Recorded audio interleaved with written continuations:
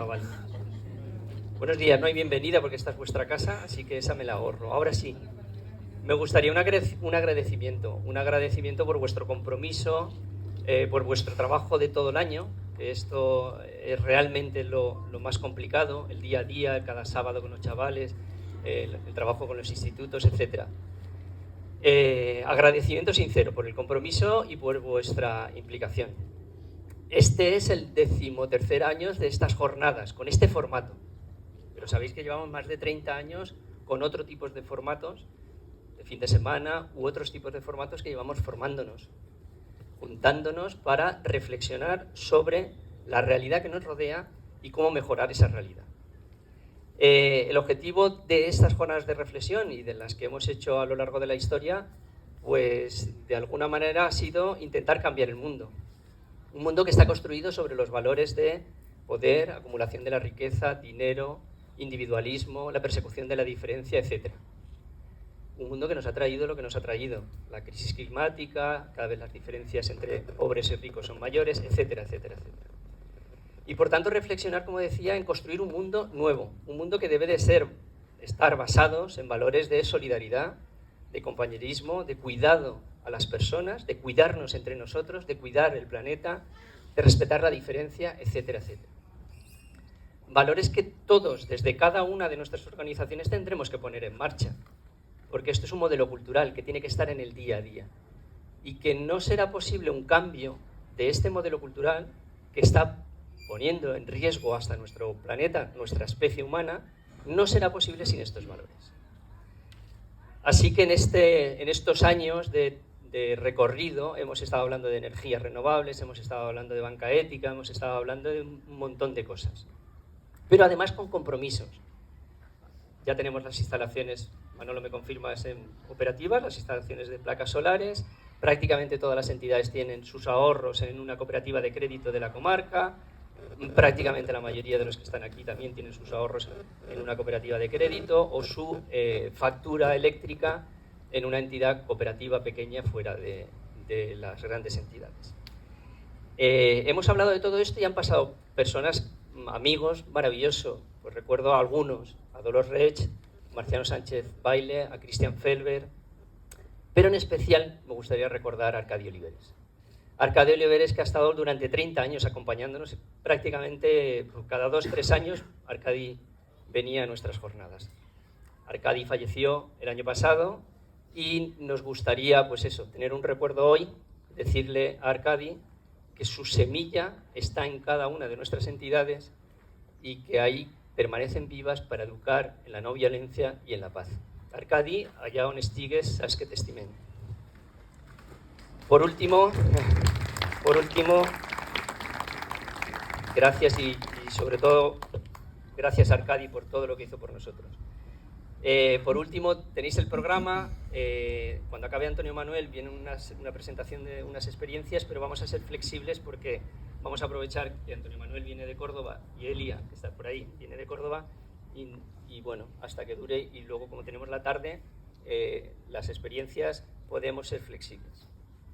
Paso ya a presentar a Antonio Manuel. Antonio Manuel Rodríguez es escritor, profesor de Derecho Civil de la Universidad de Córdoba, coordinador del Laboratorio Jurídico sobre Desahucios, patrono de la Fundación Blas Infante, vicepresidente de la Federación de Ateneos de Andalucía, portavoz de la Coordinadora Estatal Ya, lo sabía. De hecho, lo tengo apuntado. ¿El qué? Me vas a corregir. Así que la presentación. No, voy a corregir que no. Vale. Antonio Manuel. Antonio Manuel. Antonio por mi abuelo el carbonero y Manuel por mi abuelo el latonero.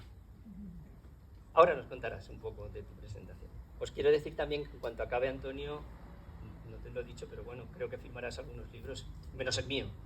He dicho que no. Algunos libros que tiene. Antes de darte paso, permíteme que te cuente una anécdota personal. Para mí, Antonio llegó a mi vida un poco antes de que mi madre falleciera o al poco de fallecer mi madre. De hecho, unas semanas antes de fallecer mi madre, recordando anécdotas, me dijo, ¿te canto una chiquirilla? Y yo dije, mamá, será una seguidilla, pero cántamela, que estoy muy contento de que me cante porque cantaba muy bien. Mi madre tampoco me hacía mucho caso, ¿eh? Su abuelo decía seguirilla y ella decía seguirilla. Como si no le hubiera dicho nada. Y allí que canto la seguirilla. Falleció mi madre preparándome una cosa para la FECA, Puri. Estaba preparando un documento y estaba investigando un poco y apareció un vídeo tuyo. Coño, casi como si me hablara a mí, me dijo, tu madre no estaba equivocada. Ella era la que tenía razón. Se dice seguirilla, no seguirilla. Ahora explicará él por qué. Bueno, no sé. Sí, te da. Bueno, vale. Tú me preguntas. Vale. Y más cosas que me explicó, que me hizo entender a mi madre. Porque en mi casa se limpiaba los sábados como si no hubiera un mañana. Porque mi madre cantaba lo que cantaba, decía lo que decía, hablaba como hablaba, cocinaba lo que cocinaba y le dolía lo que le dolía. Que también quiero que nos cuentes un poco de esto. Y Antonio Manuel me hizo entender cómo se ha construido nuestro Estado español desde la Inquisición hasta ahora. Cómo se ha construido desde la persecución de la diferencia y desde el centralismo. Así que solo quiero agradecerte, Antonio, que me hayas dado la oportunidad de conocer un poco más a mi madre, que para mí esto es muy importante. Muchas gracias. Y de conocer un poco más cómo nos han contado la historia, mal contada, y cómo se ha configurado este Estado, que creo que es muy importante tu discurso porque se entiende toda la configuración del Estado español actual a partir de que tienes información de nuestra historia. Muchísimas gracias por estar aquí. Para nosotros es un placer y un honor. Esta es tu casa, siéntete a gusto. Disfruta, maestro, la palabra es tuya. Yo me bajo abajo porque creo que vas a estar más cómodo sin que yo esté aquí. Muchas gracias. Gracias a ti, Antonio. No, gracias a ti.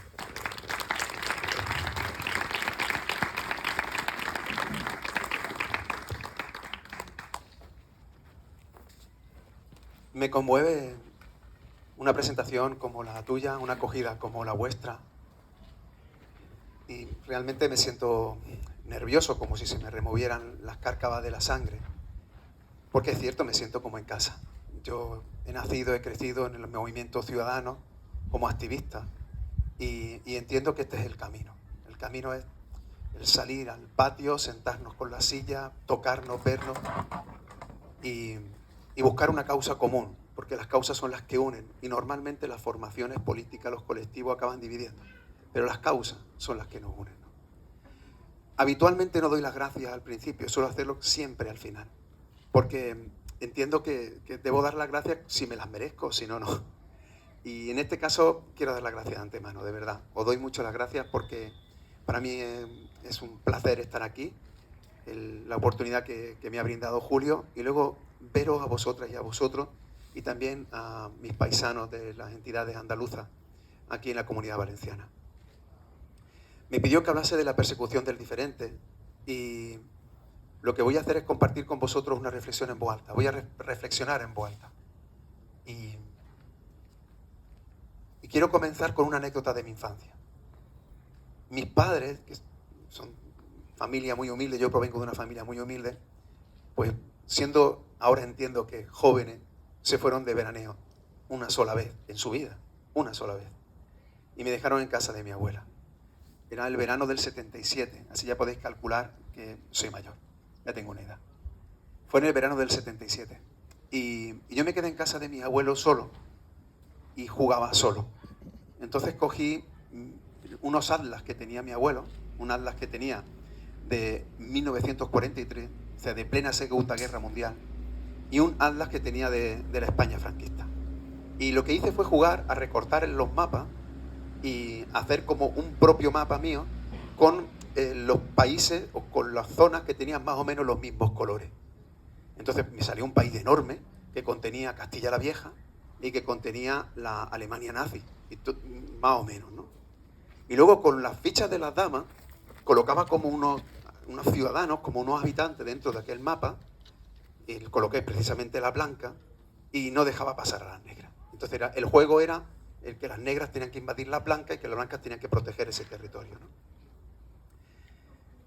Aquello se quedó en un arcón de la memoria y en una lata de galletas que me encontré al poco tiempo de morir mi abuela.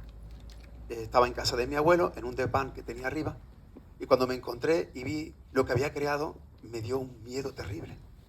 Porque ya mayor, acababa de darme cuenta que lo que había hecho era construir un Estado-nación. Y que había creado un Estado-nación con los mismos mimbres imperialistas, colonialistas de todos los Estados-nación. Un Estado artificial construido de arriba a abajo, al margen de cualquier identidad cultural, al margen incluso de las identidades que permiten el nacimiento político de una nación. Ya sabéis que los pueblos existen per se, los pueblos no necesitan demostrar su existencia, y que los pueblos se convierten en nación cuando se postulan políticamente. La palabra nación, que alguien se ha encargado de que enferme, como otras palabras vinculadas casi siempre a los más vulnerables, la palabra nación proviene del verbo nacer. Y un pueblo se convierte en nación cuando se postula, se reconoce como pueblo políticamente. Eso no significa que tenga que tener aparejado un Estado. Un Estado es una estructura fría, insensible, desalmada. Digamos que nación es a Estado lo que vientre a barriga. El concepto político de nación surge con la Revolución Francesa. Cuando el pueblo, ahora explicaré que más bien una parte del pueblo, se levanta contra el régimen establecido. Se levanta contra quienes decían que el poder o provenía de Dios o provenía de la sangre. Y se levanta contra la monarquía y se levanta contra el clero. Pero no lo hace todo el pueblo, lo hace solo una parte del pueblo. Lo hace solamente una clase burguesa, que también ostentaba el poder. Ahí no está ni la contraclase ni la extraclase. Ellos se levantaron, por supuesto. Allí hubo mujeres, hubo humildes, hubo tullidos, hubo homosexuales, hubo enfermos, pero ninguno de esos accedió al poder. Ninguno accedió a la burguesía. Por eso el concepto de nación nace enfermo. El concepto de soberanía nacional, cuando surge el concepto de nación y dice el pueblo es quien debe mandar, no el rey, no el clero, es el propio pueblo, pero nada más nacer, el parto del pueblo es un aborto. Y es necesario que políticamente la extraclase, quienes no accedieron al poder, tuvieran que hacerlo mediante las reivindicaciones que todavía hoy están vigentes. Eso es lo que yo había hecho. Había creado un Estado al margen de la nación y al margen del pueblo. Había colocado una ficha. Y fijaros en estas dos anécdotas unidas. Las fichas eran del mismo color y el mapa era del mismo color. ¿Qué es lo que había hecho además? Había creado un Estado, había formado una identidad en sentido estricto. Identidad sería todo aquello que no me hace idéntico. Mi identidad es lo que hace que solo sea yo, que no seas tú, que no seas tú, que no seas tú. Lo que yo había creado siendo un niño era exactamente este modelo de Estado que dice que para pertenecer a mi identidad sí tienes que ser idéntico. Y el no idéntico ya no participa. Si no tienes el mismo color que estás pisando, si no tienes el mismo color de la ficha, entonces no puedes pasar.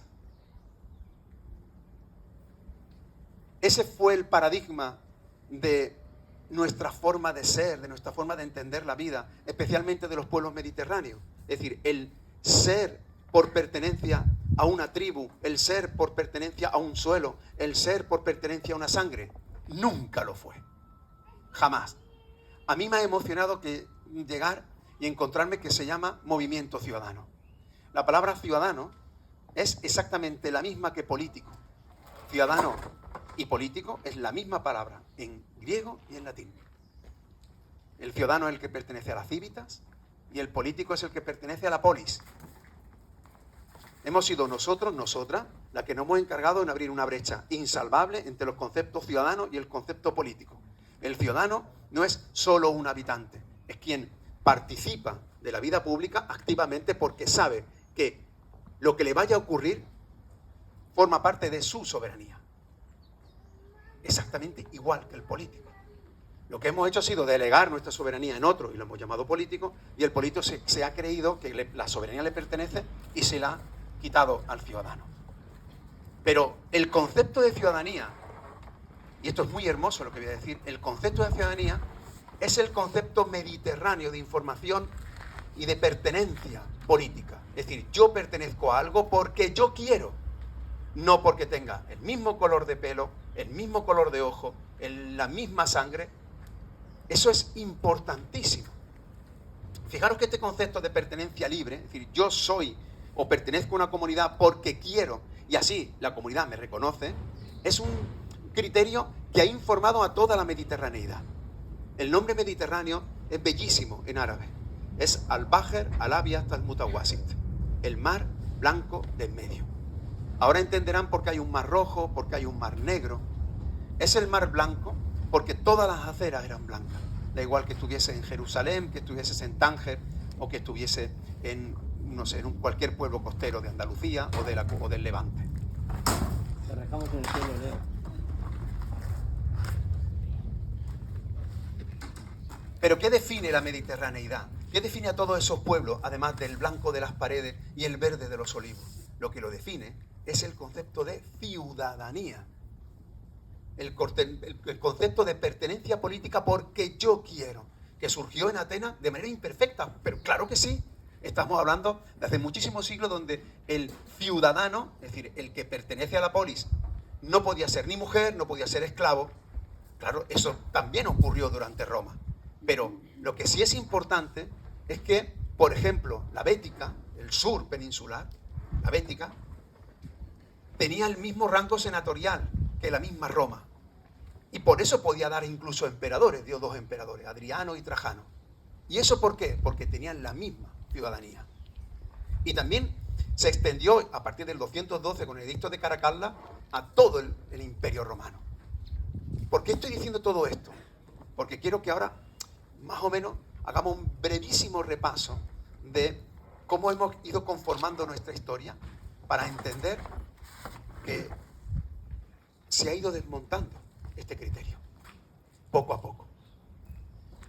Porque después de la caída de Roma, llegan unos bárbaros del norte que, al invadirla, utilizan un criterio diferente de pertenencia, que es el criterio de la tribu.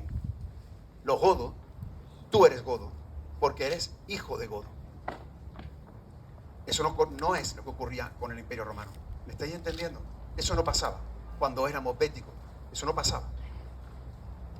¿Qué ocurrió? Que el sur peninsular resistió porque no se creía ese concepto. Es que lo rechazaba. ¿Por qué? Porque en realidad estaba despreciando la diferencia, que es el criterio básico, fundamental de nuestro ADN cultural. Nuestro ADN cultural es rizomático. Yo estoy atravesado por 1000 líneas identitarias. Yo soy 1000 cosas. ¿Vale? Pues lo que ocurre cuando se produce la invasión es que el sur y el levante resisten como ciudades-estado. Nunca olviden que la gran diferencia que hay entre el norte y el sur peninsular es que mientras que el norte siempre fueron reinos sin ciudades, el sur y el levante fuimos siempre ciudades sin reino.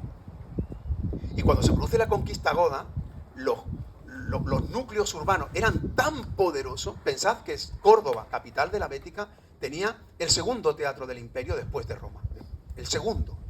Tenía el segundo anfiteatro después de Roma. El tercer anfiteatro y el tercer teatro era el de Cádiz. Quiero que penséis que el anfiteatro de Córdoba tenía capacidad para 35.000 personas. Que el teatro de Córdoba tenía capacidad para 15.000 personas. O sea, tiene más capacidad que el campo de fútbol que tenemos ahora. Entonces, estamos hablando de una civilización muy poderosa. Cuando llega una civilización menor, que es la civilización de los godos, pues se encuentran que no pueden invadirlo, puedes destruirlo, puedes quemarlo. Pero ¿cómo puedes destruir una civilización de un día para otro? Si las culturas no se derogan como las leyes ni mueren como las mariposas.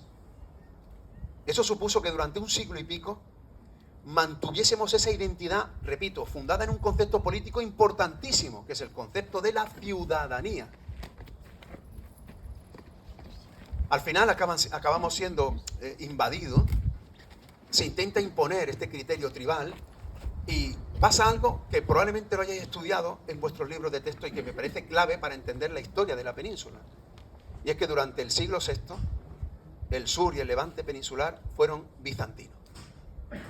Estaban maniatados por el gobierno visigodo, que le estaba cortando los lazos con el Mediterráneo. No solo los comerciales, que ya es importante, sino fundamentalmente los culturales. Y entonces lo que pasó fue que dijeron: nosotros queremos seguir siendo grandes, queremos seguir siendo ciudadanos, queremos seguir respetando al diferente. No nos encaja este concepto identitario de desprecio al forastero porque hable una lengua diferente, porque tenga un color de piel diferente, porque rece a un Dios equivocado. ¿Cuántos de vosotros, de vosotras, estudiasteis que durante el siglo VI el sur de nuestra península fue bizantino? lo estudiasteis. Estudiasteis que durante prácticamente un siglo el sur y el levante perteneció al Imperio Romano de Oriente. Es decir, que seguimos siendo romanos, porque queríamos seguir siendo ciudadanos. No olvidéis ese criterio básico. Cuando llegan los visigodos después, pensad que estamos hablando de aproximadamente 2 siglos, la mecánica de resistencia es tan potente que el nacimiento de Al-Ándalus vuelve a ser la recuperación del concepto de ciudadanía.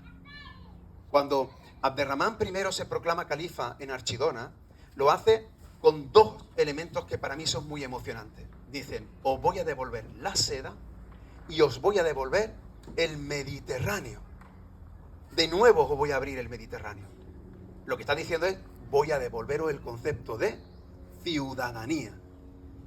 Voy a devolveros el concepto de, si tú eres cristiano, seguirás siendo cristiano si quieres. Si tú eres judío, seguirás siendo judío si quieres. Y aunque todo esto es un criterio muy imperfecto, pero quiero que tengáis claro que para nada tiene que ver con el rechazo al distinto. Normalmente, cuando me piden ir a los colegios, yo cojo un folio. Chicos, chicas, si lo tuvieseis sería fantástico. ¿Tenéis un papel para que lo destroce? Pero lo voy a destrozar. ¿Sí? Bueno, perfecto. Lo que yo suelo hacer, porque es muy revelador, yo hago esto, chicos, chicas. Yo digo, vamos a ver. Si empezáramos a contar la historia de la península, olvidando la época protohistórica, es decir, no vamos a hablar de Tarteso, no vamos a hablar de Turdetano, no vamos a hablar de Íbero, y empezamos desde la época romana, bueno, más o menos la presencia romana, la romanización, que por supuesto no se dio en toda la península y por supuesto no se dio en algunas zonas del Cantábrico, aunque parezca que ahora mismo estoy hablando de muchas cosas de historia, todo esto al final tiene sentido, tenéis que esperar un poquito, porque luego después todo encaja, ¿vale? De hecho, me están vigilando por lo que estoy diciendo. Bueno, pues la época romana duraría aproximadamente unos 4 siglos. Fijar que serían 4 siglos. Ya he quitado Roma, ¿vale? Luego acabo de contar que vendría un periodo de convivencia goda, bizantina y visigoda. Y eso duraría aproximadamente otros 3 siglos y pico. ¿De acuerdo? Luego me vienen 8 siglos de periodo andalusí. Y luego vienen 5 siglos desde entonces hasta ahora, en los que se han dado monarquías absolutas, dictaduras, guerras civiles. ¿Correcto? ¿No es correcto? Bueno, pues el periodo más largo de todo lo que yo acabo de cortar es este. Es el periodo andalusí.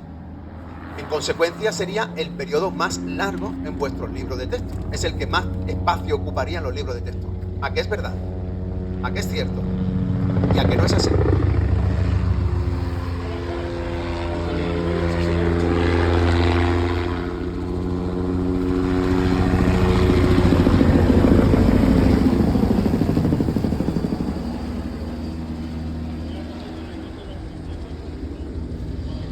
No es muy normal, ¿eh?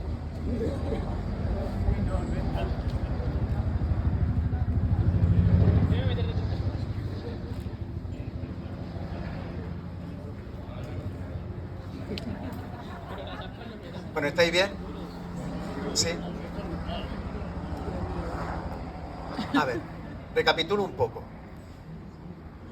Recapitulo un poco para que sabéis hacia dónde quiero ir. He empezado diciendo que se pueden construir artificialmente los estados, igual que un niño construye un mapa con otros mapas. Que esa construcción artificial de los estados, que después se justifican diciendo que se ha construido con una nación, es completamente falso, porque la nación debería ser antes. Es la nación la que debería ser el supuesto de fundación de un estado. Eso no tiene por qué darse. Hay estados sin nación, como por ejemplo el Vaticano, que es un estado, sí, pero no tiene nación. Y hay naciones sin estado, como por ejemplo el Sahara. Así de sencillo. Lo normal es que a cada nación le correspondiera un estado. Y lo normal es que cada nación se fundara en una identidad cultural preexistente. He empezado diciendo todo eso. Y he dicho, el concepto de nación surge en la Revolución Francesa. Hasta ahí lo habéis entendido, ¿verdad? Y que es un concepto en el que queda fuera la extraclase, la gente más vulnerable. O sea que el concepto de nación nace enfermo. ¿Ha quedado también claro? Y ahora voy a intentar explicar el concepto nación y la identidad nacional en la península. Entonces, para explicar todo eso, he dicho, aquí hay una tensión histórica entre 2 modelos de entender la relación de lo público con el individuo. el modelo mediterráneo, que está basado en el concepto de la ciudadanía, en el que tú perteneces a la unidad política porque tú quieres, mientras que el otro modelo es el que dice que tú perteneces a una comunidad política si cumples una serie de requisitos, y esos requisitos habitualmente tienen que ver con el ius sanguinis, es decir, por la sangre, o el ius soli, o sea, por pisar el suelo. Y ese modelo no es, o por lo menos no ha sido históricamente el nuestro. Y estoy intentando explicar por qué. Porque si os fijáis, al menos en el sur y en el Levante, siempre ha habido un rechazo a esta imposición del modelo. Es tan verdad lo que estoy explicando que no consiguieron imponerlo cuando durante un siglo y pico el sur y el Levante fueron ciudades-estado, no lo consiguieron imponer cuando se hicieron bizantinas, y no lo consiguieron cuando durante Al-Ándalus, que repito es el periodo más longevo. Pero es que viene quizá a mi juicio lo más importante. No lo han conseguido después de Al-Ándalus. Y aquí es donde yo quiero detenerme, y yo creo que la razón por la que yo estoy aquí, o al menos por la razón por la que me llamó Julio, es exactamente esta. Porque este es el punto de inflexión de la historia, de nuestra historia, y es el punto de inflexión del nacimiento de nuestra memoria. ¿Cuándo ocurre todo eso? Con el final del proceso de conquista de la península por parte de los Reyes Católicos. Siempre lo ubicamos en el 1492, que es una fecha de una trascendencia descomunal en la historia de España, porque coincide, por una parte, la conquista de Granada, es decir, la desaparición definitiva de Al-Ándalus como unidad política. Uno, coincide la expulsión de los judíos, 1492. Coincide la conquista de América, no el descubrimiento, la conquista de América, también 1492. Y coincide la elaboración de la primera gramática española por Elio Antonio de Nebrija. Es decir, en realidad, ¿qué coincide en esa misma fecha? Una decisión política, que es, para pertenecer a lo que yo soy, tienes que hablar la lengua que yo hablo, rezar al Dios al que yo rezo. Y a ser posible, ser blanco, y si es heterosexual, mejor. Y hombre. Así, tal cual. Así es como se construye inicialmente la identidad nacional española. Repito, artificialmente. Como cuando yo hacía los mapas con las tijeras. Porque se está construyendo la identidad, si me permitís, con lo que hoy es el escudo de España. Cuando a mí me preguntan, ¿cómo es la identidad española? Digo, el escudo de España. Si tú coges el escudo de España, hay una cruz arriba, luego una corona y luego una división territorial que contiene a Castilla, León, Aragón y Navarra. Y abajito, machacadita, Granada, una Granada. Y luego dos columnas de Hércules para decir que América también, que más para allá también. Si os fijáis, está diciendo, oye, para ser español tienes que ser católico, tienes que ser monárquico, y la distribución territorial de España es esta que te acabo de poner, donde si os fijáis, no está la diferencia territorial ni tampoco están todas las identidades culturales. Ahí no está Galicia, ahí no está Euskadi, ahí no está Canarias, ahí no está Andalucía, ahí no está la Comunidad Valenciana como tal. Ahí es el mapa de la conquista. Si os fijáis, es el mapa. Es como si se hubiera hecho una foto fija justo en esa fecha en la que yo he dicho.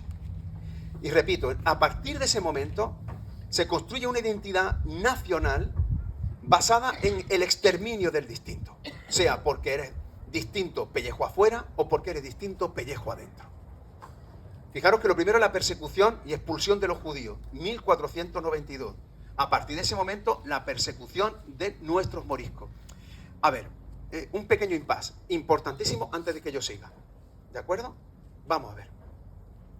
Si yo pregunto por las cuevas de Altamira, seguro que decís que se ha hecho aquí, estos nacieron aquí, voy a decir algo que es incorrecto, pero para que me entendáis. Son españolas, ¿no? ¿A que sí? Si yo hablo de Viriato, Viriato es español. Si yo hablo de, no sé, si yo hablo de Séneca, Séneca es español. Pero ahora, si yo hablo de Averroes, ya Averroes es un moro o es un árabe. O las torres de los pueblos son árabes. O los nombres son árabes. Oye, los nombres no son árabes. Están en árabe, que parece lo mismo, pero que no es igual. Eran andalusíes, que es el nombre correcto de ese periodo histórico. Porque yo quiero que me expliquéis a mí por qué los periodos históricos se nombran con nombres históricos y de repente se utiliza un criterio confesional. ¿Por qué hablamos de griegos, cartagineses, romanos, visigodos, bizantinos y después hablamos de musulmanes y después cristianos? ¿Quién ha decidido que a determinado momento se cuenta por un criterio confesional y no por un criterio político. Pues ¿quién ha decidido que para ser español tienes que rezar de rodillas y hablar en castellano? Ese es el problema. Y ese problema, repito, surge a partir de 1492. También existía antes y existirá después. Me he parado porque he dicho, se persigue a los judíos. Los judíos son nuestros judíos. Eran andalusíes. Hablaban la misma lengua que musulmanes, cristianos y cafres. Cafre viene del árabe kafir y significa no creyente. Cuando alguien dice eres un cafre, le está diciendo eres un no creyente. Hablaban la misma lengua. Por cierto, en Al-Ándalus era bilingüe. Hasta el siglo XII, en Al-Ándalus se hablaba indistintamente el romance andalusí, que es una de las lenguas más desconocidas, mal llamada mozárabe. Es la lengua que se hablaba cuando se funda Al-Ándalus. Y la gente sigue hablando la lengua que hablaba antes, de la misma manera que hacía las mismas cosas que hacía antes. Al-Ándalus y el Islam se forman a la vez. Y eso provoca un fenómeno realmente hermosísimo. Y es que el Islam tiene unos caminos por muchísimos lugares y aquí tiene un camino completamente diferente. El Islam puede prohibir, por ejemplo, la representación gráfica de seres vivos, pero aquí en Al-Ándalus se hacen fuentes con 12 leones. El Islam puede prohibir la representación de personas físicas y sin embargo cuando tú vas a la Alhambra ves que hay una bóveda donde están los reyes nazaríes y están pintados allí. Y dices, pero si yo lo estoy viendo, esto no está prohibido, pero si yo lo estoy viendo. Y además son pelirrojos. Ojo, los reyes nazaríes son pelirrojos igual que los califas omeyas eran rubios. Y de madres cristianas. Todos sin excepción. Y tampoco lo sabemos, ¿verdad? Porque también estoy convencido que todos y todas seréis capaces de decirme la secuencia de los reyes desde Isabel y Fernando hasta la contemporaneidad, pero os costaría la misma vida decirme quién sucedió a Al-Hakam I. ¿Lo pregunto? ¿A que sí? Y sabríais quién es Ortega y Gasset, pero es muy complicado que me digáis quién es Imma Sarra, o quién es Gavirol, o quién era Walada, o quién era Aisha. ¿Qué es lo que ha pasado? Que nos han lobotomizado, nos han quitado una parte de la historia porque se ha decidido que para ser español no solamente hay que exterminar al distinto, sino que lo voy a exterminar de la historia. Lo voy a borrar de los libros, lo voy a borrar de los mapas, voy a destruir las torres y las voy a convertir en campanario. Todavía en Triana se canta una soleá bellísima que dice, qué bonito ir por Triana y ver la Torre del Oro sin campana. ¿Quién está cantando eso? Lo están cantando gente de Triana, la mayoría gitanos, moriscos, luego lo explicaré, que han visto como todos los minaretes se han convertido en campanarios, menos la Torre del Oro. Y a mí me sorprende y me duele, pero me duele en el alma, que admitamos con total naturalidad cuando tú vas, por ejemplo, por Sevilla y ves una catedral, creo que es la más grande de Europa en tamaño, y un minarete donde encima han colocado el giraldillo, es decir, la giralda, y ves con total normalidad cómo conviven las culturas cristianas y la cultura musulmana, es decir, nuestras culturas previas, no importa el dios a que rezara, la mezquita de Córdoba, que tiene en el corazón una catedral, y sin embargo ahora para reconocer nuestra historia, todo lo anterior no existe. Entonces nos convierte en auténticos ignorantes, a pesar de que esta comarca que estoy pisando ahora tenga todos sus nombres de los pueblos, o inmensa mayoría de sus nombres, en árabe. Y muchos de vosotros y de vosotras sería incluso incapaz, a pesar de que su nombre aparezca en árabe, de decir qué significa. Esta lobotomía llega hasta el disparate de, os voy a poner un ejemplo muy revelador, aunque hable o me circunscriba en Andalucía, pero seguro que lo vais a entender. La columna vertebral de agua es el Guadalquivir, viene de Wad al-Kabir, el río grande. El otro monumento natural, el más imponente, es el Mulacén, que viene del Muley Hezem. El Mulacén también proviene del árabe. El templo más rutilante es la mezquita de Córdoba, Al-Masjid al-Jama, proviene del árabe, ¿verdad? El palacio más hermoso es la Alhambra de Granada, Alhambra, también proviene del árabe. Y sin embargo, la expresión popular más potente andaluza es el flamenco, y dicen que viene de Holanda. ¿Por qué? Y eso aparece en los diccionarios. Porque al lobotomizar toda esta parte, al quitarnos toda esta parte de la historia, nos encontramos con muchísimas huellas de la memoria que somos incapaces de comprender. Todo comienza, repito, con la persecución del diferente. Todavía los niños cantan, lo habréis escuchado algunas veces, esto es muy emocionante, los niños cantan ¿Dónde están las llaves matariles? ¿Conocéis la canción? ¿Dónde están las llaves matarileron? Chimpón.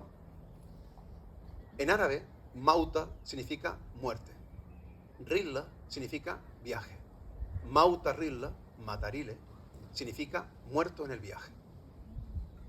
Ahora quiero que cantéis esta canción infantil. ¿Dónde están las llaves? Muerto en el viaje. En el fondo del mar. En el fondo del mar, muerto en el viaje. Esa canción infantil está cantando el trasiego, el exilio de nuestros andalusíes, fuesen judíos, fuesen musulmanes, que llevaban las llaves de su casa con la esperanza de poder regresar algún día y que sin embargo acabaron muriendo en la fosa común del Mediterráneo o del Atlántico exactamente igual que ahora, pero en sentido contrario. Y a quien no le duela esta canción, ya no solamente que le falte humanidad, es que le falta sobre todo memoria. En el Golfo de Veracruz, en México, hay un grupo poblacional que se llama, o se autodenominan jarochos. Son los jarayú, los jarochos. Cuando le preguntan a los jarochos por qué son jarochos, no lo saben. Les pasa igual que el mataril, les pasa igual que el flamenco. Les pasa igual que cantidad de palabras, que cantidad de expresiones, que cantidad de comportamientos que no entendemos porque nos han amputado esa parte de la historia y hace que, aunque la tengamos delante, no seamos capaces de verla. Nos han quitado el código fuente, nos han quitado las claves. Es como una inmensa wifi, ¿no? Nos han quitado la clave y no la ve. Hace falta colocar la clave para poner... pues ahora lo entiendo, ¿no? Pues estando allí en Veracruz con un sonero jarocho que canta fandango, me decía, te voy a cantar el fandango del Balajú. El Balajú es como un barquito pequeño donde se embarcan los marineros y cantan un son porque a lo mejor no vuelven, a lo mejor mueren en el mar. ¿Y sabéis lo que cantan en ese son? Dicen, ariles y masariles. Dicen masariles. Y yo le pregunto, oye, ¿qué son ariles? Pues no lo sé. Y están diciendo matariles. Están diciendo exactamente igual, que a lo mejor no van a volver, que van a morir en el viaje. Y cuando le pregunto por qué son jarochos, los jarochos no son, fijaros qué interesante, ni indígenas, ni la clase élite oligarca conquistadora. Son la morralla, nosotros, nosotras, las que estamos aquí sentadas. Son morisco, gitano, judío, marrano, negro. Toda esa mezcla forman los jarochos. En árabe andalusí, jarash significa salir. Jarayú son los que salieron. Los jarochos son los que salieron. ¿Y por qué? Porque es cierto que en ese año 1492 se establece una operación de marketing descomunal para que haya una enorme salida de población autóctona que se va a América para borrar su pasado. Eso ha ocurrido siempre cuando eres perseguido. Ocurrió, por ejemplo, tras la guerra civil, en la posguerra. O sea, es el mismo síntoma. La persecución del distinto, en este caso ideológico. Entonces, porque rezaba a otro Dios o porque tenía un color de piel diferente. Y esas huellas están en América. Y esas huellas están en Estambul. Esas huellas están por todas partes. Es decir, hay una huella, un exilio exterior como consecuencia de esta persecución del distinto, que nos ha hecho creer una de las grandes mentiras oficiales sobre las que se construye la historiografía española. Y es que esto se quedó hecho un solar. La historia de la península, en particular del sur y del Levante, es que como se echa a los moros y se echa a los judíos, ahora vienen gente del norte que los repuebla. Y son la gente del norte que nos repuebla, son los padres, abuelos, abuelas de todos vosotros y todas vosotras. Cuando empezáis a mirar vuestros apellidos, resulta que todos provenís de Cántabro y Astures. Y te quedas alucinado, ¿no? Dices, ¿de verdad? ¿De verdad, de verdad hubo una suplantación humana?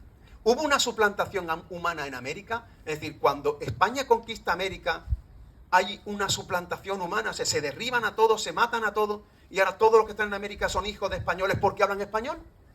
¿Me estás diciendo que Evo Morales, con los ojos así, es un tío de Cuenca? ¿De verdad me lo tengo que creer? ¿De verdad me lo tengo que creer?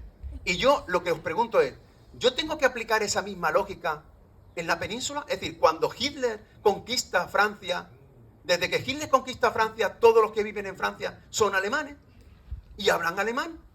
O sea, si mañana este helicóptero que estaba sobrevolando cae aquí y está cargado de alemanes y nos invaden los alemanes y dicen, bueno, los alemanes, los rusos, diga Putin, y dice, ya estoy harto, yo ya, ¿por qué Ucrania? Voy a empezar directamente aquí por Valencia. Y bajan aquí, al día siguiente ya todos habláis ruso, ya todos somos rusos. y étnicamente somos rusos, empezamos todos a salirnos el pelo rubio, ¿de verdad?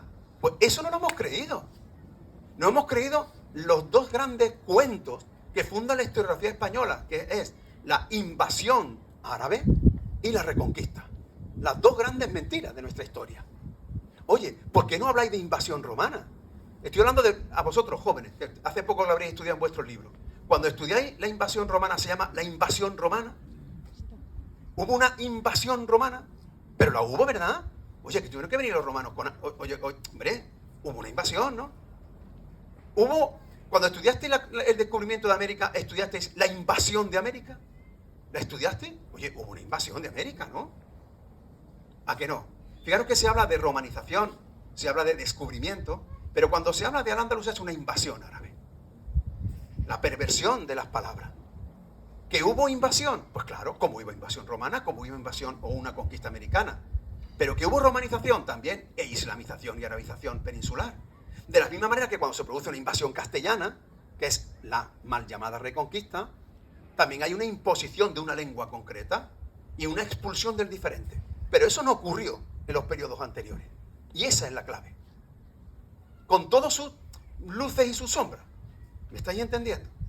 Entonces, ¿ha quedado claro que hubo un exilio exterior? Sí. ¿Que hubo miles de moriscos judíos que se fueron? Sí.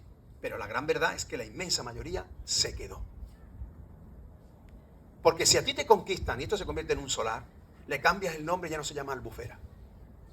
Le pondrás otro nombre, lo llamarás en castellano, ¿sí o no? Claro, tú llegas y dices, ¿y esto cómo se llama? ¿Y por qué se llama en árabe? ¿Por qué las técnicas cerámicas se llaman en árabe? ¿Por qué las técnicas hortofrutícolas se llaman en árabe? ¿Por qué? ¿Porque la gente que conquistó sabía árabe? ¿O porque en verdad no se fueron los que estaban? Lo que pasó es que la inmensa mayoría de la población, la más débil, la más vulnerable, se quedó. ¿Quiénes fueron los que se quedaron? Se quedaron los judíos conversos que se llaman marranos. Se quedaron los musulmanes conversos que se llaman moriscos.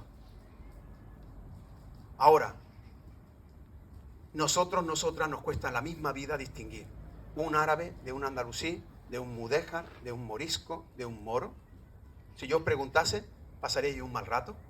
Y sin embargo es nuestra historia. ¿Y eso por qué? Porque se ha decidido que todo eso sean alguien que no es de aquí. La limpieza étnica, el racismo de Estado es de tal magnitud que incluso de América nos trajimos todo el oro que cabía en los barcos, pero no vino ni un indígena. La operación de conquista y de fabricación de la identidad nacional comienza primero con el sur y el levante, luego pasa a Canarias y luego llega a América. Los portugueses, los ingleses, los holandeses se trajeron a los hijos de sus colonias, aunque fueran para tenerlos como esclavos. Aquí a España no vinieron los indianos, no había. Hasta hace 2 días no hemos visto sudamericanos en nuestros pueblos. De hecho, hasta hace 2 días jugaban Inglaterra y Francia, un partido de fútbol, y jugaban 11 negros contra 11 negros. Y a ti te parecía normal. Pero si en España jugaba un negro, tú decías, ese no es de aquí. Y lo tenías clarísimo. ¿Por qué? Porque la identidad cultural estaba fabricada en el rechazo al distinto. ¿Por qué? Porque te estás jugando la vida, amigo mío. Es que si te quedas y se crea una maquinaria que se llama Inquisición, que delata y quema al que parece judío, al que parece musulmán, tú te vas a dejar la vida para no parecer ni judío ni parecer musulmán. ¿Lo tenéis claro? De la misma manera que mi madre, la hija del carbonero, un rojo preso en el penal del puerto de Santa María, no podía parecer anarquista. ¿Por qué? Porque la metían en la cárcel. De la misma manera que toda esta gente se tuvo que cambiar los nombres. Mis abuelos, cuando parieron a sus 2 primeros hijos, mi tío Nardo y mi tía Vida, le pusieron esos nombres. Pero cuando mi abuelo salió de la cárcel, la primera cosa que tuvo que hacer fue cambiarle los nombres. Y mi tío Nardo acabó llamándose Antonio y mi tía Vida llamándose Rosa. ¿Qué tuvieron que hacer nuestros judíos y nuestros musulmanes? Pues cambiarse los nombres. Se llamaban Hamed, acabaron llamándose Jaime. ¿Para qué? Pues para sobrevivir. Porque te está dejando la vida. Porque lo que estoy intentando explicaros es que esta pulsión entre la identidad cultural española, que se funda en tú eres español, sí pareces castellano, sí pareces católico, ¿lo veis? esa identidad se ha mantenido hasta hoy. Y voy a intentar haceros ver que ha habido intentos históricos para que eso no ocurriese. Y todos los intentos progresivamente han ido fracasando porque no han sido capaces de acabar con esta beta identitaria. A ver. Os voy a intentar poner algunos ejemplos. ¿Os parece? ¿Sí? De pervivencia de estas huellas en la memoria. Por ejemplo, todavía seguimos diciendo, uy, me duele la cabeza, hoy no estoy muy católico. O dice, cuando habla alguien y no lo entiende, dice, háblame en cristiano. O cuando habla muy bajito, dice, ¿qué estará rezando? Como esa desconfianza de, ¿a quién, no? O cuando dice, soy un hombre que se viste por los pies. Bueno, aquí al hombre de la sala, ¿alguno no se viste por los pies? ¿Quién se viste por la cabeza? Pues los que se ponen chilaba. Se visten por la cabeza. O dice, me he comprado unos castellanos chulísimos. ¿Por qué se llaman castellanos? Porque lo que no llevaban castellanos llevaban babucha. Es decir, hay una huella permanente de que hay gente que se quedó. Y voy a hablaros de los que se quedaron. Esos que se quedaron son los que han generado nuestra identidad de resistencia. Los que no han perdido el concepto de ciudadanía. Los que siguen creyendo que en Valencia o en Andalucía no hay extranjeros. Los que entienden que su cultura es consecuencia del reconocimiento del otro hasta el punto de que el otro no existe, porque no hay otros, porque mi cultura es tu cultura. Los que hemos criado a nuestros hijos, a nuestra hija, en el respeto al diferente. Esa es la identidad que está chocando permanentemente con la que intenta hacer ver que solamente se puede ser culturalmente español, luego consecuentemente nacional español, consecuentemente del Estado español, ¿lo veis? Los que participan de esta identidad. Pero esta no es cierta. Nuestras madres, nuestras abuelas, especialmente ellas, se encargaron de mantener esta memoria de resistencia. Y lo han hecho sin saberlo. Yo suelo poner siempre dos ejemplos, que a mí me parecen que son muy interesantes por dos razones. El primero porque a lo mejor algunos de vosotras se reconocen en él. Y la segunda porque se está perdiendo una velocidad de vértigo. Porque lo que se ha mantenido en la memoria durante aproximadamente 700, 800 años se está perdiendo justamente ahora. ¿Cómo sobrevivieron los que se quedaron aquí? ¿Cómo sobrevivieron el pueblo mismo? El pueblo, ¿cómo sobrevivió? Sobrevivió de dos maneras. La primera es haciendo lo que hacía hasta que olvidó por qué lo hacía. Y la segunda, haciendo justamente lo opuesto. Es decir, como yo conozco las claves, voy a hacer justamente lo contrario para que no puedan decir que yo soy judío o que yo soy musulmán.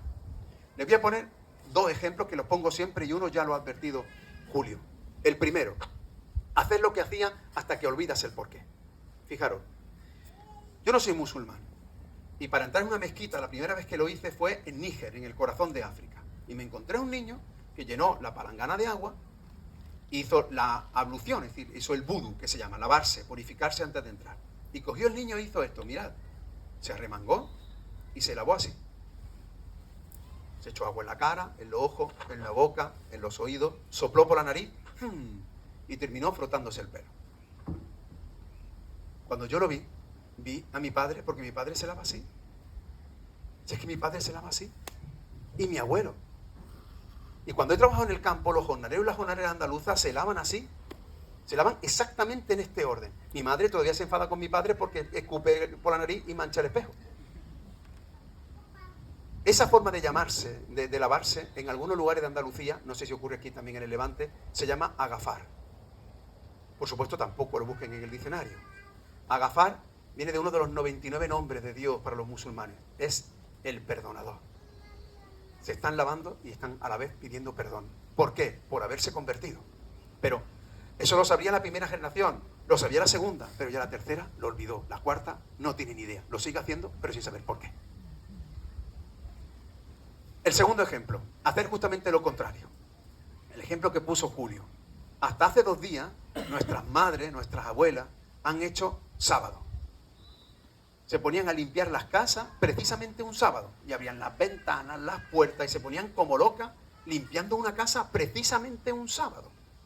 Además, mi madre lo hacía hasta de rodillas, y ya se había inventado la fregona. Por cierto, uno de los inventos más lamentables de la historia de la humanidad, porque se inventa, igual que los pañales, en más o menos a mitad de la década del año 20. Porque la mujer tenía que estar agachada. Poner un palo para que pudiera limpiar de pie. Yo que he trabajado en el campo, os digo que la mayoría de los trabajos en los que tienes que agacharte son para las mujeres, los trabajos en los que estás de pie son de los hombres. ¿Por qué un sábado? Los judíos, las judías, no pueden hacer nada el sábado. Es su fiesta sagrada, es el sabbat.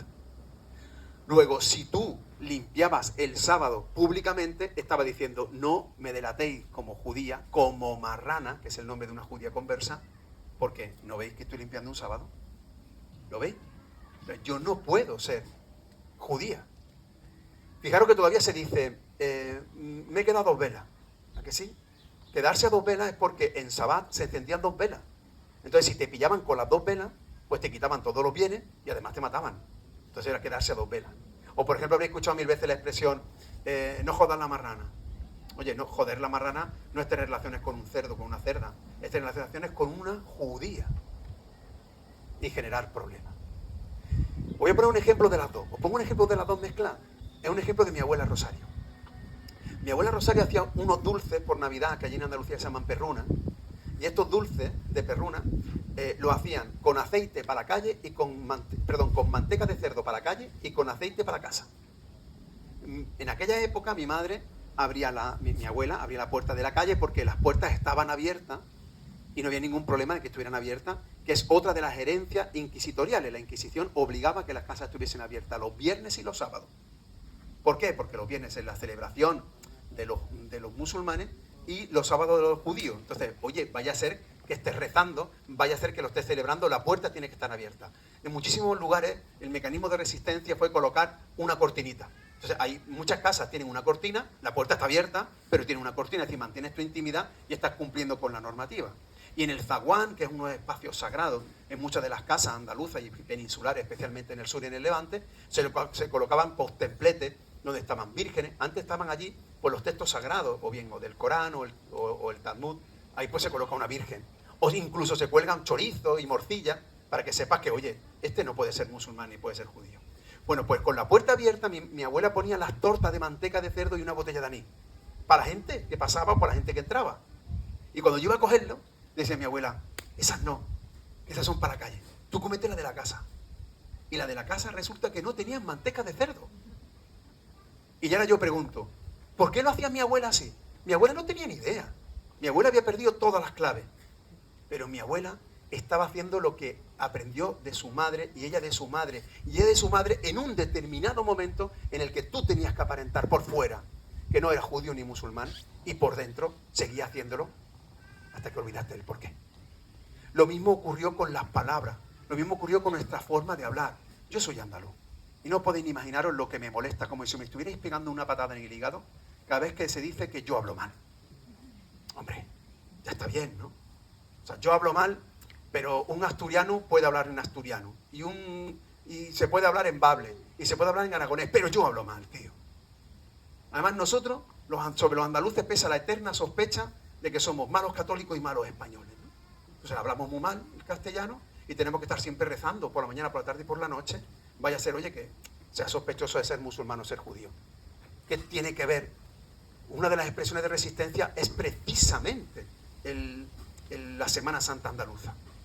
Eso le cuesta trabajo entenderlo a mucha gente que no es andaluza, porque es un fervor popular que nada tiene que ver, en la mayoría de los casos, con la fe religiosa ni nada. Ahora sí, desde la década de los 90 había una colonización específica por parte de los obispos y de la derecha, de la extrema derecha, de las cofradías, pero hasta hace poco eso no era así. Ahora, lo que sí tenéis que entender es por qué se le está rindiendo culto a una virgen que se le dice guapa y se sale por la calle, por la mañana, por la tarde y por la noche, y en romería, y ¿por qué? Porque está diciendo, oye, yo no ves que estoy rezando a la Virgen, yo no puedo ser judío, no puedo ser musulmán, no lo ve. En Andalucía se ha comido cerdo por la tarde, por la mañana y por la noche, le llaman dieta mediterránea. La dieta mediterránea es comer manteca colorada por la tarde, por la mañana y por la noche. De verdad, pero es que esto se hace aquí. Es que todavía hay vosotros, guisáis, por ejemplo, un arroz del cocido y le ponéis una jarta de morcilla encima, ¿no? ¿Por qué? Porque son nada más que pruebas de apariencia de que en el fondo la gente no se fue. Y eso es importantísimo para que entendamos que hay una continuidad histórica y que esa continuidad histórica es identitaria. He puesto el ejemplo de las tortas, del sábado. Yo creo que ya habéis entendido que la gente se quedó. ¿Lo tenemos claro? ¿Por qué lo tenemos claro? Porque las huellas están por todas partes. Por ejemplo, en mi forma de hablar. ¿Yo de verdad, como andaluz, hablo mal? No. ¿Qué es lo que pasó? Es muy sencillo, además muy fácil de entender. Cuentan que en el Senado romano se reían de Trajano por la forma de hablar de Trajano. Tú fíjate. O sea que llevamos hablando mal desde la Bética, ¿eh? Oye, ¿y no será, a lo mejor, pregunto, que estamos hablando de pueblos mediterráneos cultos, donde no hubo una necesidad de ocupación militar, o sí, pero donde básicamente lo que hubo fue un proceso de romanización, de ósmosis entre culturas? O si no, ¿por qué Córdoba, como decía antes, era el segundo teatro del imperio? ¿Por qué no estaba en la misma Italia? ¿Por qué no estaba en Jerusalén? ¿Por qué no estaba en Alejandría? ¿Por qué estaba en Córdoba? Porque luego la capital de la Hispania bizantina es Córdoba. ¿Y por qué después es la capital de Al-Ándalus, Córdoba? Oye, ¿eso qué es? ¿Un capricho como cuando Felipe II decidió que la capital fuera Madrid porque le dio la gana a él? Por cierto, Madrid, sabéis que es una ciudad fundada por Muhammad I, su nombre es Mayrit. Lo digo para que lo sepan los defensores de la españolidad de Madrid, que sepan que su patrón es un labrador mozárabe que se llamaba Al-Idrisi y que su patrona es la Almudena. Bueno, ¿cuánto tiempo queda? No sé, ¿cómo voy? Tira. ¿Tiro? Sí, una hora o dos. Vale. Hasta que esté la... No, pero... No, bueno, ya vosotros avisáis, de verdad. Si veis que me estoy extendiendo mucho, pues me tiráis cualquier objeto, una piedra o algo, pero de forma cariñosa que no me dé, que me dé cuenta que tengo que parar, pero ya. Bueno, a ver, porque tenéis que entender que en cada parte que yo estoy hablando podríamos pararnos y extendernos mucho. Y no es la cuestión. Yo intento lanzar un mensaje verdaderamente importante. Y el mensaje importante es, todo esto que yo estoy contando no está en vuestros libros de texto. Todo esto que estoy contando no está en los libros de historia. Todo esto que estoy contando no está. Y como no está, hace que nosotros mismos no seamos capaces de saber o entender quiénes somos. Y ese es el verdadero problema. El verdadero problema es que somos un enfermo de Alzheimer, que nos miramos en el espejo y no nos reconocemos. Pero no porque nos hayan amputado la memoria no la hemos perdido, ¿eh? Lo que hemos perdido es las claves para entenderla. Estaba hablando de mi forma de hablar. Y os decía, veréis, yo tuve que aprender latín, mi pueblo tuvo que aprender latín, vuestro pueblo tuvo que aprender latín. Y se romanizó. Pero luego tuvo que aprender árabe. Y se arabizó. ¿Y qué hizo? Pues mantener en la garganta sonidos, palabras que preexistían. ¿Y luego qué hizo? Tener que aprender castellano. Bueno, y lo aprendió. ¿Cómo lo hizo? Lo hizo aljameando. ¿Sabéis lo que es aljamear? Aljamear es escribir con grafía en árabe sonidos castellanos. Voy a poner ejemplos muy básicos.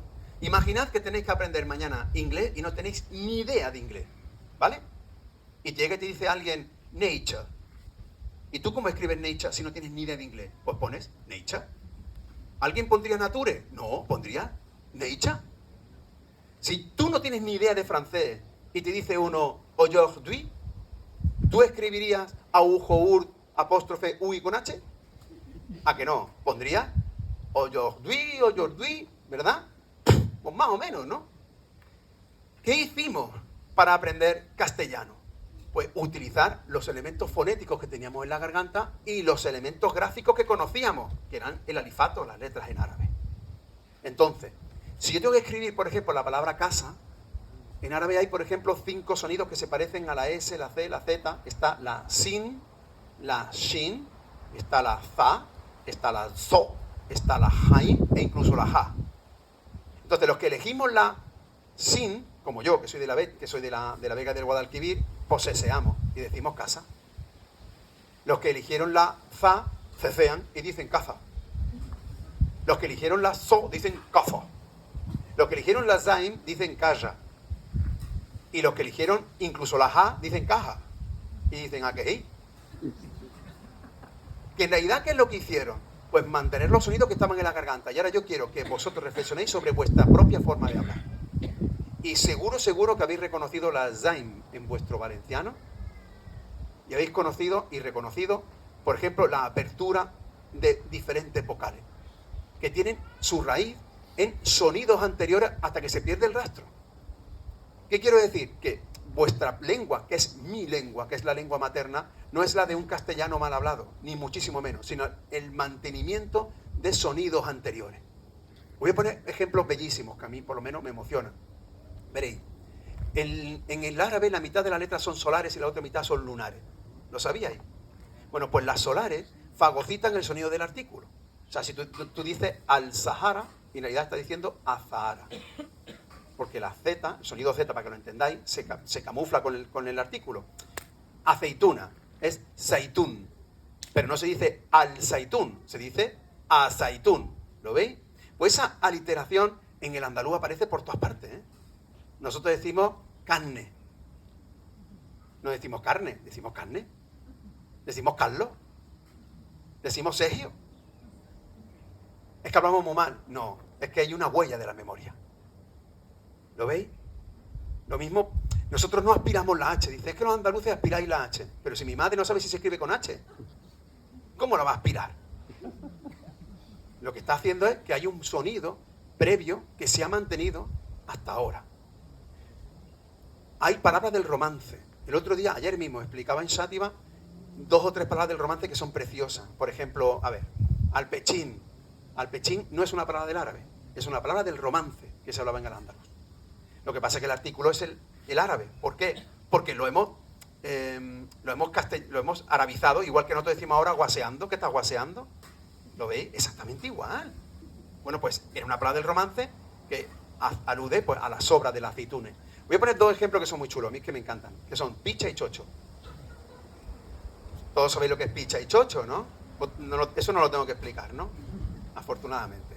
Bueno, pues son 2 palabras del romance andalusí. Especialmente hermosa es la palabra chocho. Porque xoxo, tal cual,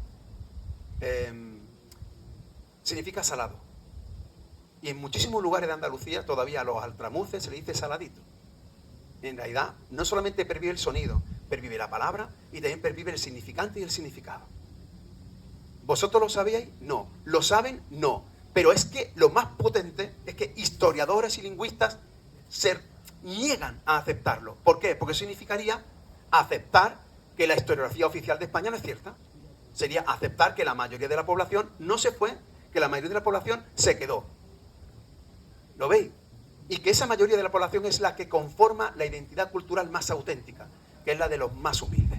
Hay pruebas por todas partes. En la gastronomía, por ejemplo, yo esta mañana he desayunado una almojábana. Y me ha comentado Julio que no sabe lo que era. Aquí se llama monjábana, creo, ¿no? Bueno, una almojábana es un típico dulce andalusí, igual que es un típico dulce andalusí el arnadí. ¿El arnadí sí lo conocéis? Bueno, el arnadí es un dulce de calabaza y almendra que se come por la zona de Xàtiva. Y su origen etimológico es que es de Granada, es el garnatí. Es el dulce de Granada, al garnatí. Igual que se dicen los Miguelitos de la Roda, pues esos dulces eran de Granada, pues al garnatí y se quedó arnatí.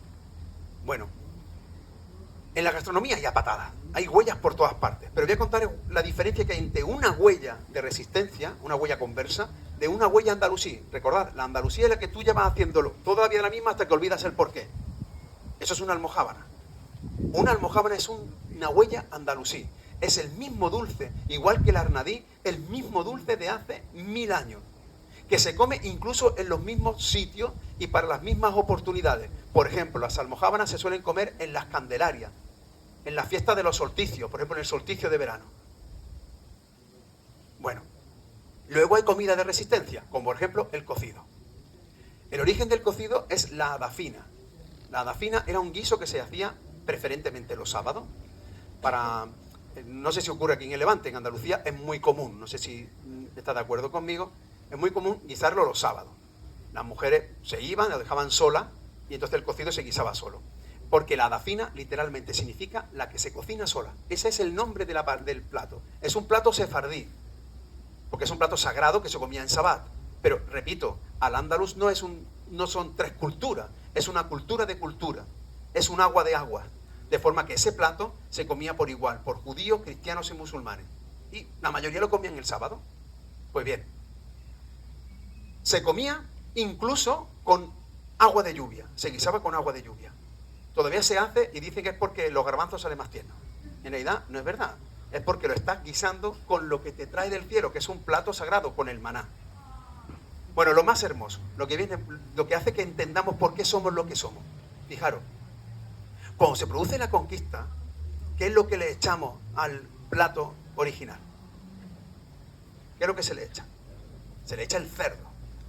En Andalucía se llama pringá, no sé cómo se llama aquí, pero se le echa la pringá. Claro, ¿qué ocurre cuando se le echa la pringá? El plato pierde el nombre. Ya no se llama dafina, se llama puchera, cocido, puchero, incluso se le llama olla podrida en muchos sitios, hasta olla podrida. Ahora yo os pregunto, ¿cómo se come habitualmente el cocido? Pues el cocido se come de la siguiente manera: tú coges la pringá y la pones en un plato aparte, para comerte lo que siempre te has comido, que es el plato sagrado. Y luego te comes la pringá porque te la comes, que esa es la clave, que al final somos una cultura que hay que comerse la pringá. Claro que me la voy a comer, si es que además está buena, si es que me gusta, pero me la voy a comer con las manos como si fuera cuscús. Mira que tienes cuchillo, tienes tenedor, tienes cuchara, y sin embargo te la estás comiendo como te la has comido toda la vida. Esa pervivencia está por todas partes. ¿Han visto alguna vez una boda morisca o una boda gitana? ¿Lo han visto alguna vez? ¿Sí o no? Pues una boda morisca, por ejemplo, en Tetuán, cogen a la novia y la visten como una virgen. La suben a un pedestal, a una andas como una virgen. Y la llevan desde la casa de la novia a la casa del novio por la calle, como una virgen. Y detrás le va tocando una orquesta, como una virgen. Y desde la ventana le dicen, Yamila, Yamila, que es guapa, guapa, como una virgen. Y le tiran pétalos de rosa, como una virgen, y hasta le cantan las partes más floreadas de las nubes, que se dice saut. Saut. Como saeta. Es que en realidad las procesiones de Semana Santa tienen ese origen remoto. ¿Qué tengo que rezar a una virgen? Pues yo le rezo. Si yo no tengo ningún problema, porque la Virgen María para un musulmán es el nombre más repetido en el Corán, por si no lo sabía. Los nombres más repetidos en el Corán son la Virgen María y Jesús. ¿Que tengo que rezarle a Jesús? Pues claro, pero si Jesús es mi profeta. ¿Que tengo que rezarle a la Virgen María? Pues claro, ¿dónde está el problema? Pero ¿cómo lo voy a hacer? La voy a pasear como una virgen. Porque siempre hemos sido politeístas, cada uno tiene su virgen en Andalucía y prácticamente en toda la península. Esa identidad mestiza, esa identidad de resistencia está por todas partes. Pero esa identidad es, y ahora viene la pregunta más compleja, la más difícil, es una identidad nacional, es una identidad que convierta, que compita, ¿me entendáis? Con la identidad nacional impuesta con la cruz, la corona y la división territorial del escudo español. Ahí donde está la cuestión. Y ahí es donde verdaderamente está el problema. El problema es que nosotros no hemos vivido una revolución francesa. Nuestro verdadero problema es que un Estado moderno tiene que basarse precisamente en lo que no está en el escudo.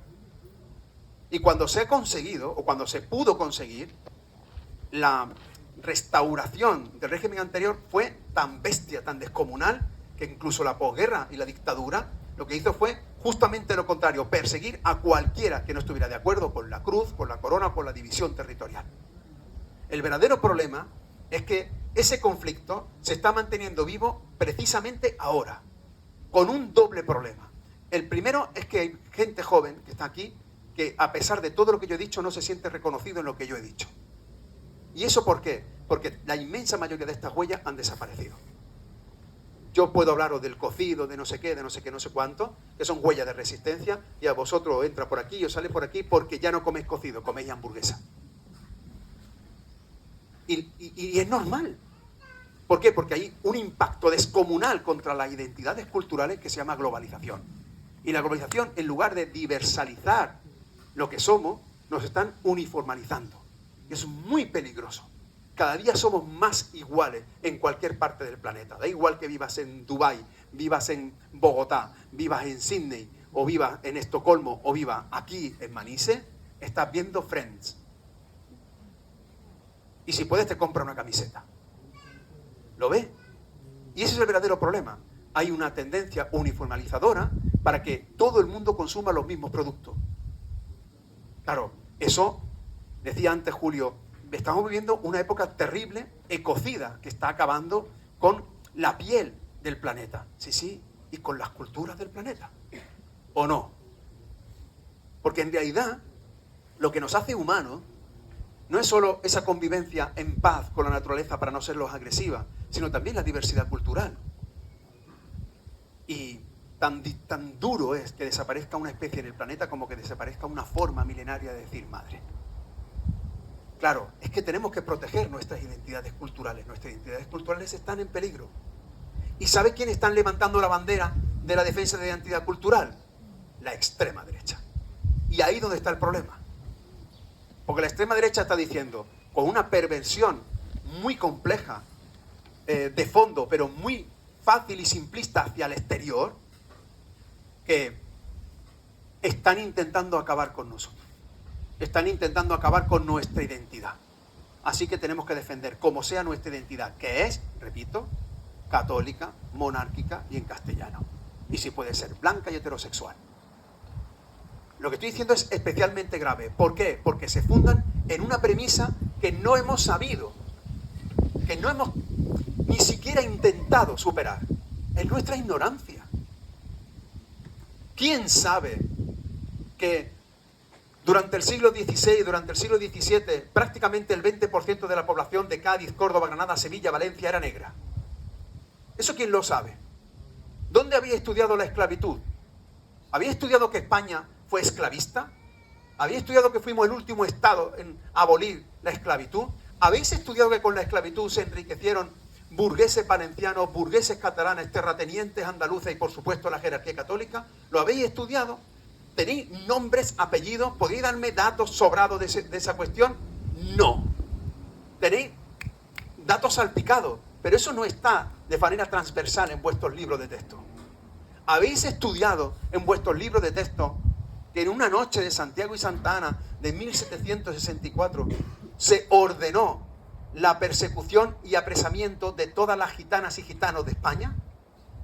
¿Habéis estudiado que eso lo dictó el rey Fernando VI por iniciativa del obispo de Oviedo, que llegó a convencer al mismísimo Papa para que pudieran apresar a los gitanos dentro de las iglesias?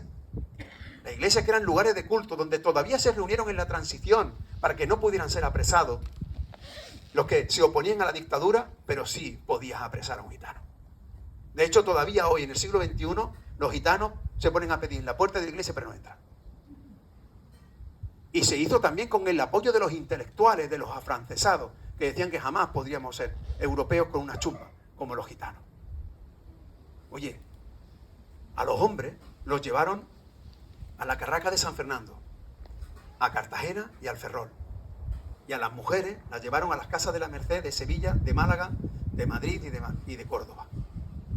Es decir, separaron a los hombres de las mujeres en un hecho racista, xenófobo, genocida, de exterminar la especie como si fueran ratas, para que se murieran. Fracasaron, menos mal que fracasaron. Y afortunadamente el pueblo gitano se mantiene, pero se mantiene después de haberle quitado todos sus bienes. Ojo, y no era la primera vez que lo hacían, pero fue la más cruel, de utilizarlos como mano de obra barata para construir los barcos que habían perdido en las luchas y las guerras navales. Y yo pregunto, ¿eso lo estudiasteis, verdad? También, ¿a que sí, no? ¿Lo estudiasteis?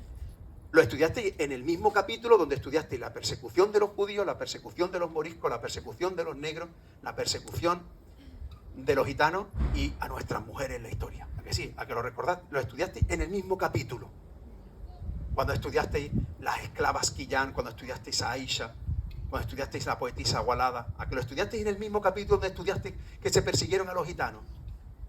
No. Como no estudiamos eso, como esa ignorancia está impuesta y a la vez consentida, es muy fácil lanzar mensajes diciendo, eso no es español. ¿Lo entendéis? Y ahí está la clave. La clave es que yo soy el resultado de todo eso. Yo soy el resultado, igual que vosotros, de todo ese cóctel de diferencia, del respeto a la diferencia. El artículo 3 de la Constitución más antigua de Europa, que es la Constitución de Suiza, decía, nos une el respeto por la diferencia. Ojalá estuviera en nuestra Constitución, que lo que nos una sea el respeto por la diferencia. Pero como saben, que estamos en peligro porque vienen crisis, el mensaje más fácil, el más simplón, es el de recuperar esta identidad nacional católica que rehúsa, desprecia al distinto. Y a mí me duele en el alma que yo tenga que hablar de todo esto después de 500 años. Y que después de 500 años yo tenga que explicar, con dolor en las tripas, que nos nieguen periodos de nuestra historia. O sea, yo no vengo aquí a idealizar al andaluz, que nadie se confunda. Vengo a normalizarlo, pero sobre todo vengo a no demonizarlo. ¿Quién ha decidido demonizar eso? ¿Quién ha construido toda nuestra idea contra eso precisamente? ¿Lo entienden? Y eso no pasó en el resto de Europa, pero está pasando ahora. Me duele que lo hagan los míos. Lo que más me duele es que lo hagan los míos, los más humildes. Eso es lo que más me duele, que lo hagan los fachas pobres. Eso no hay forma de entenderlo. No hay forma de entenderlo.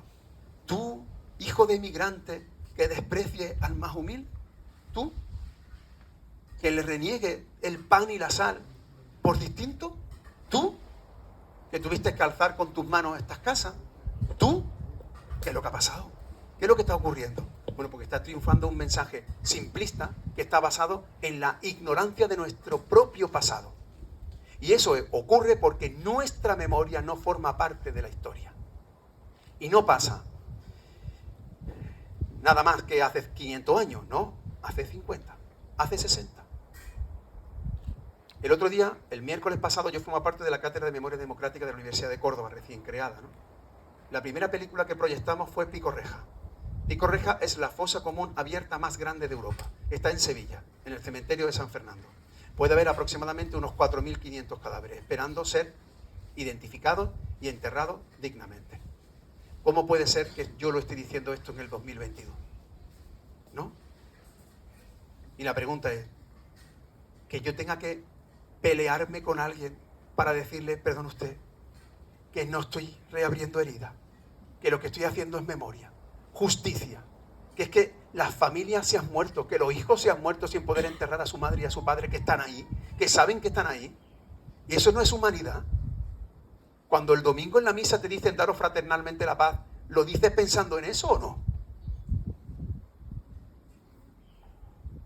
A la semana siguiente hablamos de La defensa por la libertad, otra película durísima, que habla de cuando los abogados y las abogadas en la transición lucharon tanto por nuestros derechos que hasta llegaron a ser víctimas de un atentado. Yo soy amigo personal e íntimo de Alejandro Ruiz Huerta Carbonell, el último superviviente de los atentados de los abogados de Atocha. A él le pegaron un tiro aquí y llevaba una pluma, la bala se desvió y le atravesó el húmero. Cuando cayó al suelo le cayó un cadáver encima y cuando fueron a matarlo, a rematarlo, las balas no le atravesaron a él porque le atravesó al cadáver que tenía encima. Yo pregunto, ¿dónde están las abogadas y los abogados comprometidos en el siglo XXI con los derechos humanos? ¿Lo hay? Claro que lo hay. Pero no han creado un movimiento ciudadano, están pensando en una abogacía de negocio, una abogacía mercantil. Yo soy profesor de Derecho y me duele la boca de explicarle a mis alumnas y mis alumnos que el derecho es el arma más potente, que no es la espada, que no es un fusil, que no es un misil, que es un artículo. Cuando tú cambias la ley es el arma más potente para los débiles, para la defensa de los débiles. Y lo que está pasando es justamente lo contrario, que las leyes están protegiendo a los más poderosos, con el consentimiento de los más vulnerables, basado en algo muy simple, en la creencia equivocada de que nuestra identidad cultural es esa que nos impusieron artificialmente, como cuando yo, siendo un niño, hacía mapas de cartón para colocar fichas y excluía a los que no tenían el mismo color. Muchas gracias.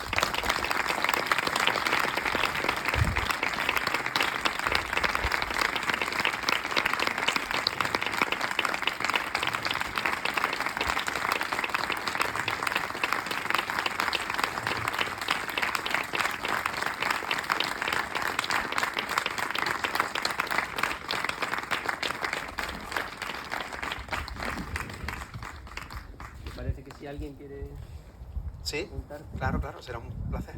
yo removido y un poco emocionado. Si alguno de vosotros quiere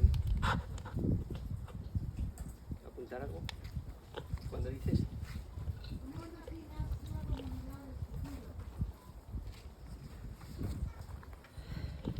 Mira, yo soy optimista. Soy un optimista enfermizo. ¿Y sabes por qué? Porque estamos aquí. A mí lo que me hace sentirme esperanzado es que estamos aquí. Y porque siempre hay gente que se resiste. Es verdad que las revoluciones y las revueltas la mayoría de las veces las perdemos los mismos. Pero las luchamos. Y en realidad perder es dejar de luchar.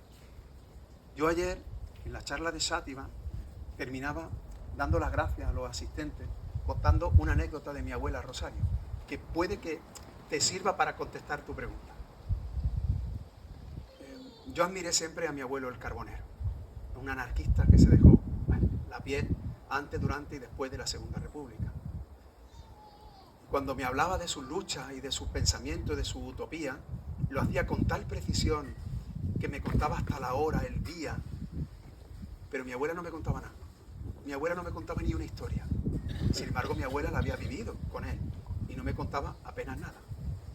Mi abuelo murió y al morir mi abuelo, bueno, pues lo enterraron y le pusieron la primera lápida civil de Almodóvar del Río, una paloma de la paz. Al poco tiempo murió mi abuela y entonces, bueno, estaban haciendo un libro en Córdoba sobre el patrimonio de las mujeres. Bueno, por lo pronto, lo de patrimonio ya rechina, ¿no? Pues no sé si saben que la palabra patrimonio viene de patris, que significa padre, y munium, que es carga. El patrimonio es la carga del padre, así que el matrimonio, matris en madre, es la carga de la madre, para que vean la carga peyorativa de las palabras, ¿no? Y entonces se lo encargaron a un cronista de mi pueblo y dijeron, tienes que buscar una mujer de Almodóvar para que entre en el libro este, ¿no?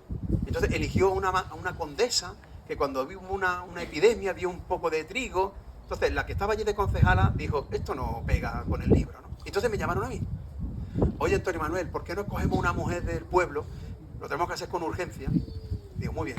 Digo, en ese libro, ¿cuántas trabajadoras del campo hay? ¿Cuántas jornaleras? Porque he visto que hay poetisas, que hay pintoras. Oye, y está fenomenal que así sea porque han estado siempre invisibilizadas. Pero ¿cuántas mujeres del campo hay? Y me dijeron, ninguna. Digo, pues entonces aquí falta el 99% de las mujeres de Córdoba. Voy a hablar de mi abuela. Claro, voy a poner de ejemplo a mi abuela. Hablé con mi madre. Fijaros que todo lo que estoy contando, estoy respondiendo a tu pregunta. No me he ido un hilo, ¿eh? Le pregunté a mi madre, mamá, ¿por qué no me habla de la abuela? ¿Y sabéis cuál fue la respuesta de mi madre? Dice, pues no me acuerdo. Y aquello me quedé así. Digo, pero ¿y eso, mamá? Porque mi madre es hija de esa generación de la posguerra, que como he dicho antes, tuvo que vivir la muerte civil de sus padres simplemente para sobrevivir. Y la mejor manera de sobrevivir es que los abuelos, mis abuelos, sus padres, no les contasen absolutamente nada. Entonces mi madre pasó hambre, lo pasó muy mal, pero no sabía cosas ni de mi abuela ni de mi abuelo. Entonces le pregunté a mi tía Rosa, a la mayor, la que se llamaba Vida. Tita, cuéntame cosas de la abuela. Y entonces me dijo, ¿la abuela? Dice, mira, la abuela, cuando tu abuelo publicó su muerte en Madrid para irse al frente de Pozo Blanco, tu abuela se fue sola al frente de Pozo Blanco, parió a tu tío Antonio, solita en una encina, y después se fue al frente para ver si tu abuelo estaba vivo o no estaba vivo. Tu abuela mantuvo a los 7 hermanos durante la posguerra. Tuvo gangrena. Y aún así tenía que trabajar en el campo por la mañana y por la noche vender sardinas de extraperlo. Lo que vendía era la ración que le daban de la cartilla de racionamiento. Tu abuela se quedó tan delgada que cuando murió su hermana, mi abuela siempre vistió de negro porque asesinaron a su hermano. Toda la vida. Dice, cuando murió su hermana y fue al entierro, llevaba el traje negro porque un pobre lo pierde todo menos la dignidad, ¿eh? Y aunque no tengas nada, tú sales con tu vestido limpio. Bueno, pues con el vestido, dice, pero con las marcas de las costillas blancas.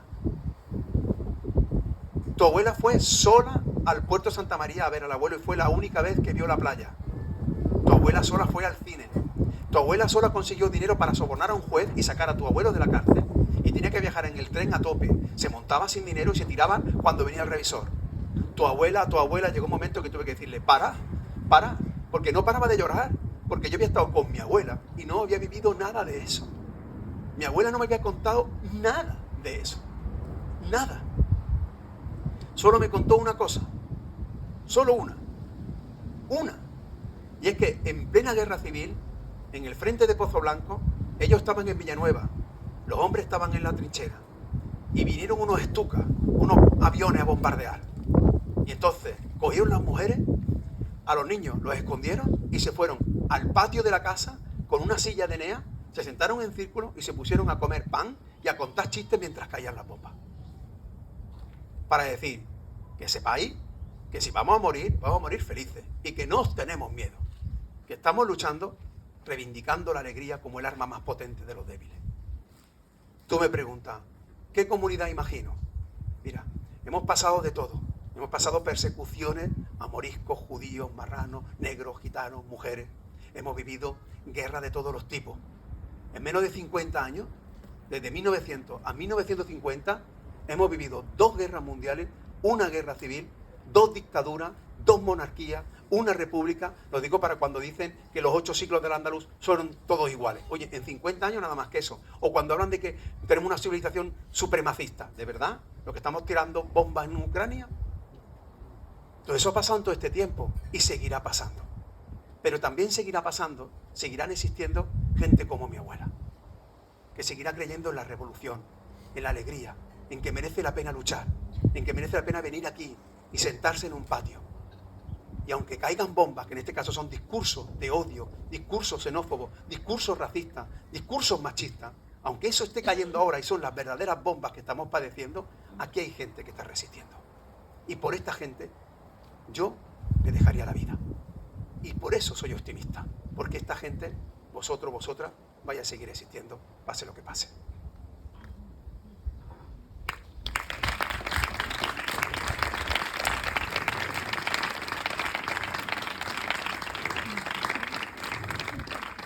¿Alguna intervención más?